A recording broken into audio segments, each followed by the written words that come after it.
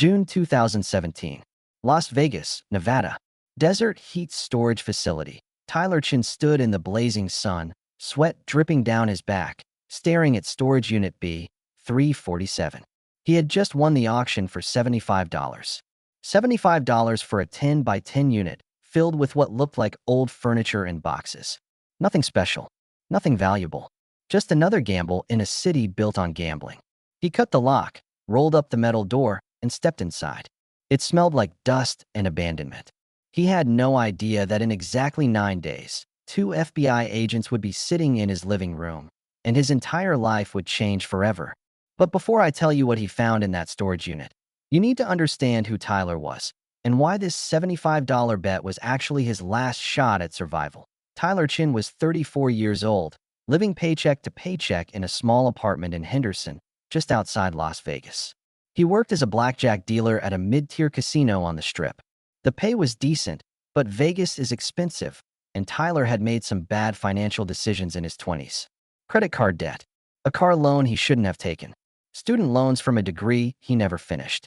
He was drowning slowly, month by month. His girlfriend had left him 6 months earlier. She said she couldn't be with someone who had no ambition, no plan, no future. That hurt more than the debt. Tyler wasn't lazy. He wasn't stupid. He was just stuck in a cycle of work, bills, sleep, repeat. But Tyler had one hobby that kept him sane: storage unit auctions. Every few weeks, on his days off, he would drive around to different facilities and watch the auctions. Sometimes he'd bid. Usually he'd lose. Occasionally, he'd win something small. He'd never made more than a few $100s profit on anything. But it was hope. Hope that one day, one unit would change everything. On June 14, 2017, Tyler drove to Desert Heat Storage for their monthly auction. It was 108 degrees outside. Only 7 people showed up. The auctioneer, a tired-looking woman named Diane, opened 5 units that day. The first 4 went for decent money. Nothing Tyler could afford.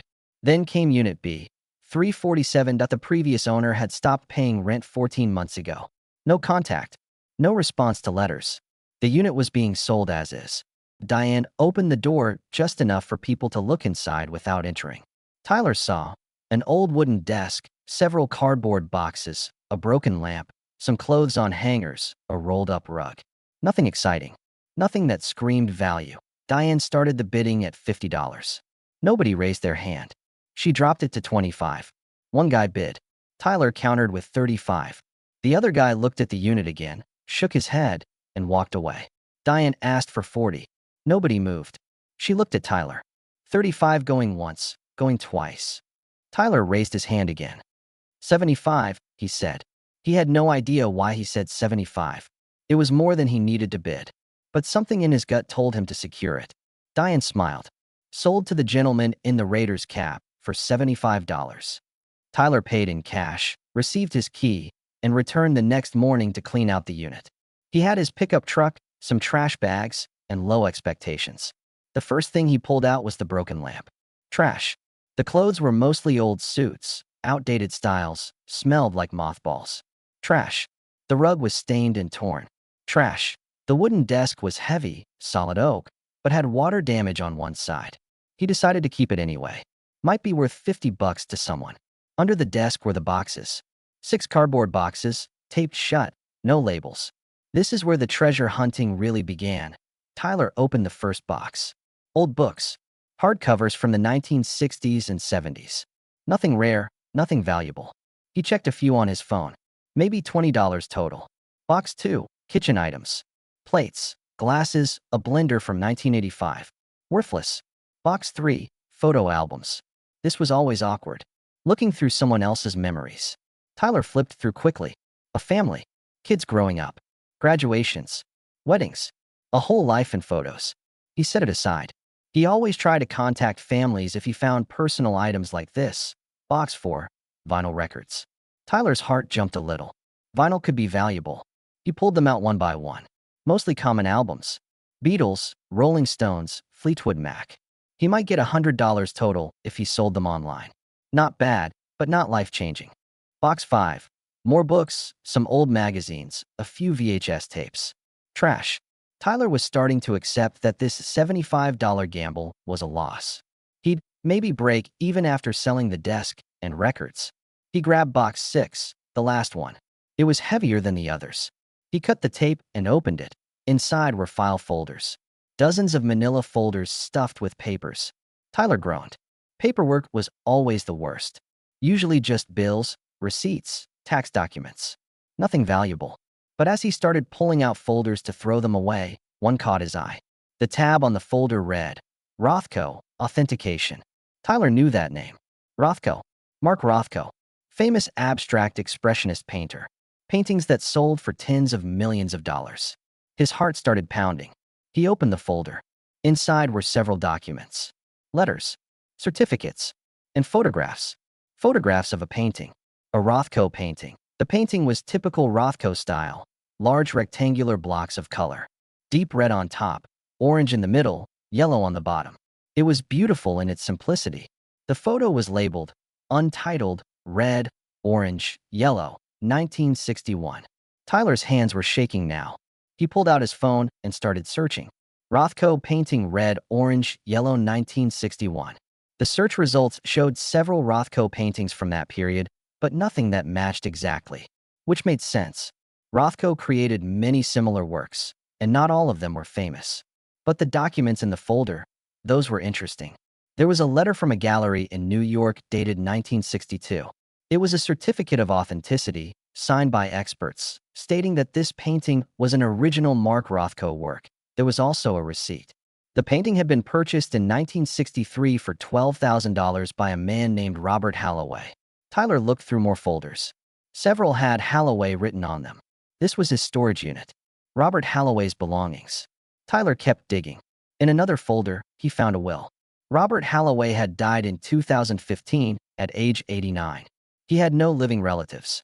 His estate had been handled by a lawyer, assets sold, and the few remaining personal items placed in storage, but there was no mention of any painting in the estate documents. Either the executors missed it, or the painting was somewhere else. Tyler went back to the storage unit and looked again. He hadn't seen any painting. He checked behind the desk, inside the desk drawers, under the rug. Nothing. Then he looked at the rolled-up rug again. It was thick. Very thick. Too thick for just a rug. Tyler unrolled it carefully. Inside the rug, wrapped in plastic and cloth, was a large canvas. His heart stopped. He peeled back the protective layers. There it was. The exact painting from the photograph. Deep red, orange, and yellow blocks of color. An original Rothko. Just sitting in a storage unit, wrapped in a rug, forgotten for years. Tyler sat down hard on the concrete floor. His mind was racing. What do you do when you find a painting potentially worth millions of dollars? Call the police? Call an expert? Sell it privately? He had no idea. For the next 3 days, Tyler did nothing. He took the painting home, hid it in his closet, and researched obsessively. He learned that Rothko paintings regularly sold for $20 to $80 million at auction. Even lesser-known works could fetch $5 to $10 million, but there was a problem. The art world is very careful about authentication and provenance. You can't just show up with a Rothko and expect to sell it. You need documentation, expert verification, and a clear chain of ownership. Tyler had the documentation from the folder, but was it enough? On the 4th day, Tyler made a decision. He would contact an expert. He found a well-known art authentication firm in Los Angeles and sent them an email with photos and scans of the documents. They responded within 2 hours. They wanted to see the painting in person immediately. Tyler drove to Los Angeles the next day. The experts examined everything. The painting, the documents, the provenance. After 6 hours, they delivered their verdict. The painting appeared to be authentic. They wanted to run more tests, but initial analysis was extremely positive. Tyler left the painting with them for further authentication. He drove home in a daze. If this was real, he was about to become a millionaire. Maybe a multimillionaire. His life was about to change forever. But then, on day 9 after finding the storage unit, everything took a darker turn. Tyler was home, eating dinner, watching TV, when there was a loud knock on his door. He opened it to find 2 people in dark suits. FBI badges. Special Agent Rodriguez and Special Agent Kim. Tyler's stomach dropped. Tyler Chun. Agent Rodriguez asked. Yes. Tyler's voice cracked. We need to talk to you about a painting. May we come in? Tyler's mind went blank. FBI. Painting. This couldn't be good. He let them in. They sat in his small living room, and Agent Kim pulled out a folder. Inside was a photo. The Rothko painting. Mr. Chun, do you know what this is? She asked. Tyler nodded.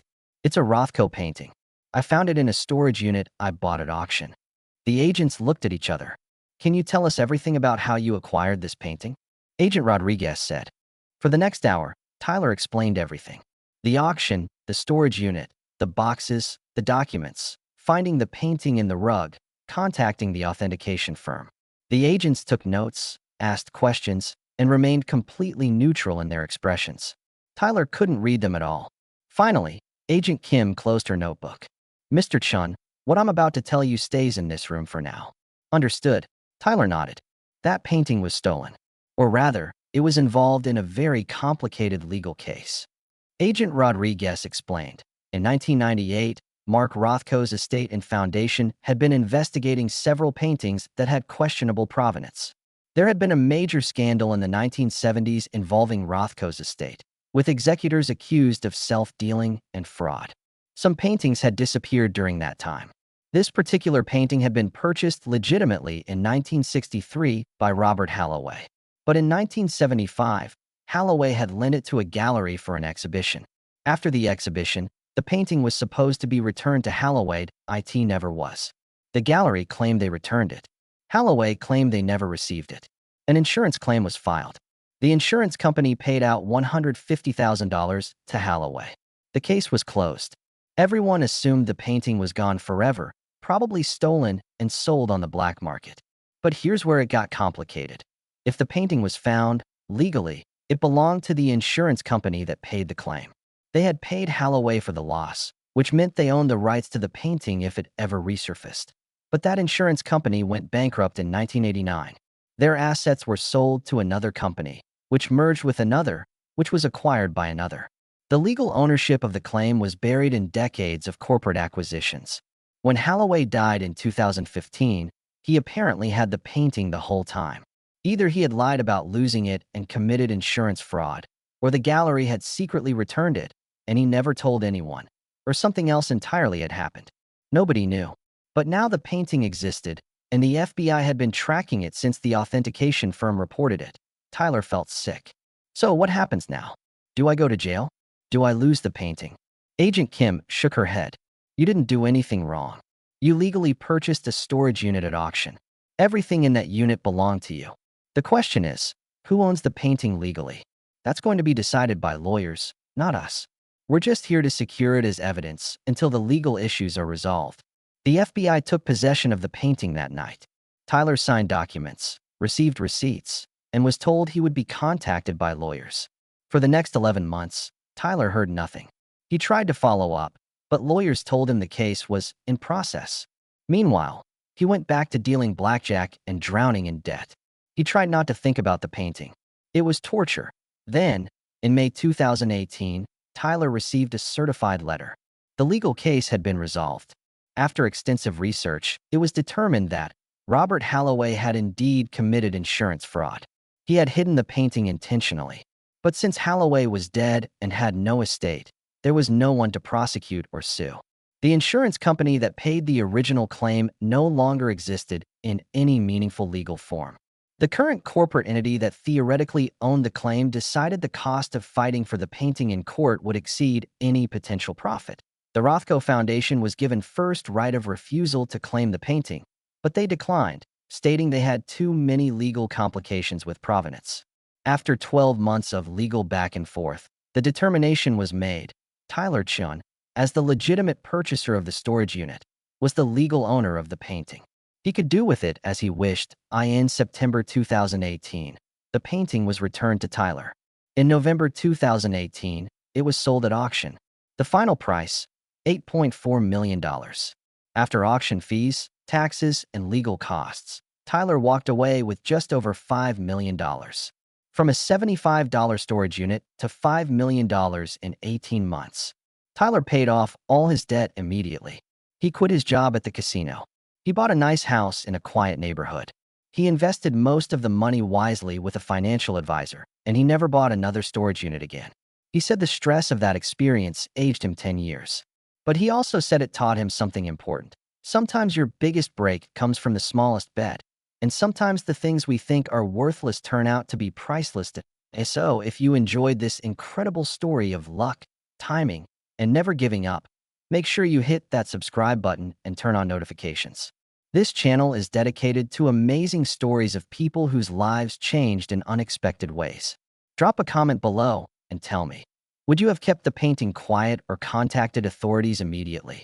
And if you found something valuable in a storage unit, what would you do? Share your thoughts below. New videos every week showcasing stories that prove life can change in an instant. Thanks for watching, and remember, your next big break might be sitting in a storage unit right now, waiting for someone brave enough to take a $75 chance.